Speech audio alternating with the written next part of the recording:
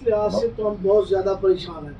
जब आते हैं तो फिर भी ये देखते हैं कि खुदा करे हम दुकान पे पहुंच जाएं या अपनी वर्कशॉप पे पहुंच जाएं। यहाँ से जब चलते हैं तो फिर भी यही डर रहता है कि खुदा करे घर पहुंच जाए खैरियत से। और यकीन करें जब नज़दीक से कोई गाड़ी गुजरती है या कोई बाइक गुजरता है तो डर लगता है कि यार ये बंदा शायद मुसल्ला ही ना हो।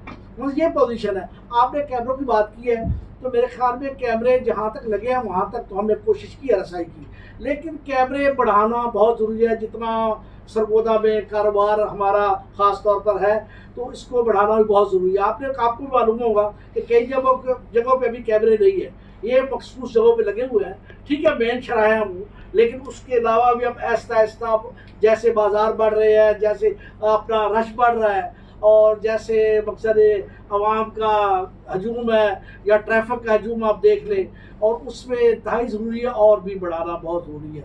काम करना बहुत ज़रूरी है जी, ख़ास तौर पे सरगोदा में वो तहफ़्फ़ुज़ नहीं है जो दूसरे शहर बड़ों में है। हम ये चाहते हैं कि जैसा शहर शायद इस पर गौर नहीं है, मैं समझता हूँ बहुत बड़ा टैक्स दे रहा है और बहुत बड़े बाज़ार है, बहुत बड़े ताजर है, और अल्हम्दुलिल्लाह शहर की गौर नहीं कर रहे कि सरगोदा छोटा है।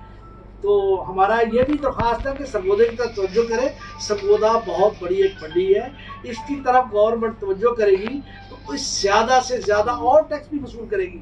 और ख़ास तौर पर ये हमारे जो ताजरों का अगवा है, इनका कत्ल हो जाना और उसके बाद इसका माल लुट जाना और फिर हमें वो माल वसूल भी नहीं होता, ये अफसोस की बात है। आप ये देखें बंदा लेकर कहीं माल जाता है और उसे माल वापस नहीं मिलता, वो क्या करेगा? आप ये देखें यहाँ के डसी हुई चीज़ों में हमारे बंदे सब मंडियों में काम कर रहे हैं, कोई चीची चला रहा है, कोई गला मंडी में काम कर रहा है। हमारे हालात ऐसे होते जा रहे हैं। तो पुलिस के साथ अब तक जो